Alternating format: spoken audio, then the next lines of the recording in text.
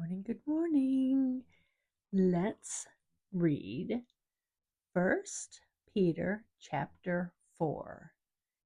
And we're reading in the Passion Translation. Living in the grace of God. Amen. Verse 1. Since Christ, though innocent, suffered in his flesh for you, now you must be a prepared soldier, having the same mindset. For whoever has died in his body is done with sin. Verse 2. So live the rest of your earthly life no longer concerned with human desires, but consumed with what brings pleasure to God.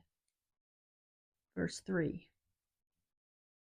For you have already spent enough time doing what unbelievers love to do, living in debauchery, sensuality, partying, drunkenness, wild drinking parties, and the worship of demons. Verse 4. They marvel that you no longer rush to join them in the excesses of their corrupt lifestyles, and so they vilify you. Verse 5. But one day they will have to give an account to the one who is destined to judge the living and the dead. Verse 6. This is the reason the gospel was preached to the martyrs before they gave their lives. Even though they were judged by human standards, now they live in spirit by God's standards.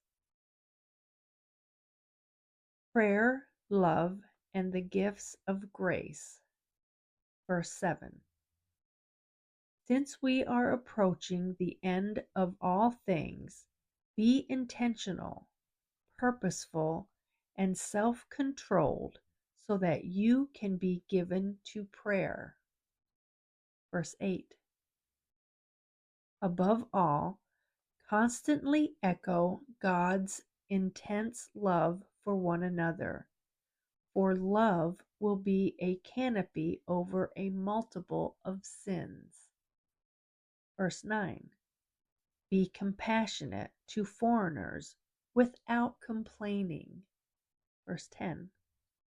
Every believer has received grace gifts, so use them to serve one another as faithful stewards to the many-colored tapestry of God's grace.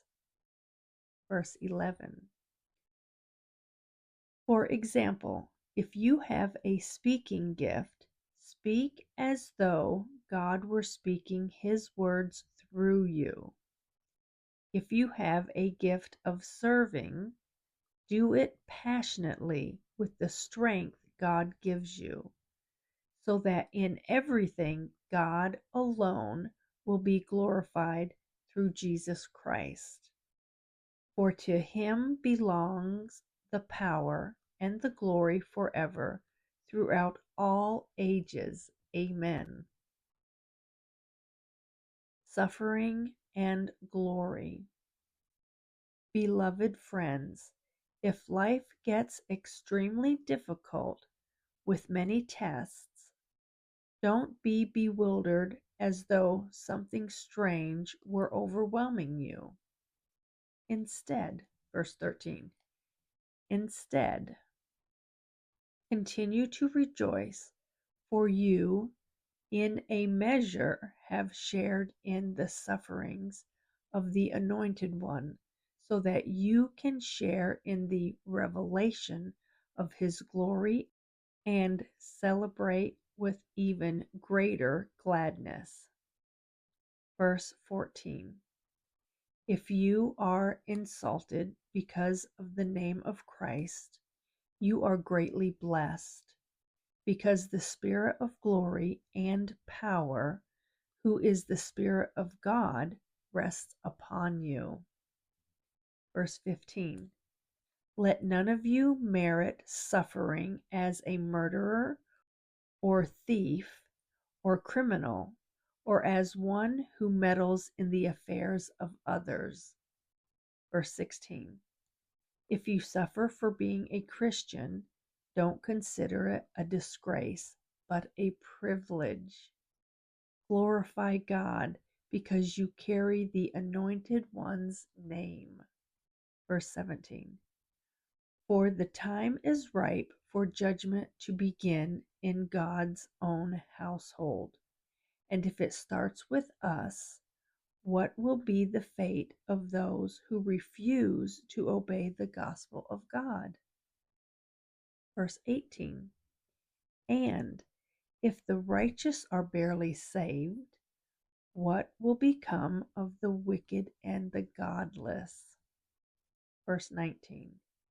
So then, those who suffer for following God's will should enfold their lives into the Creator, who will never fail them and continue to always do what is right.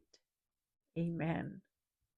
That was 1 Peter chapter 4 in the Passion Translation. You all have a blessed day.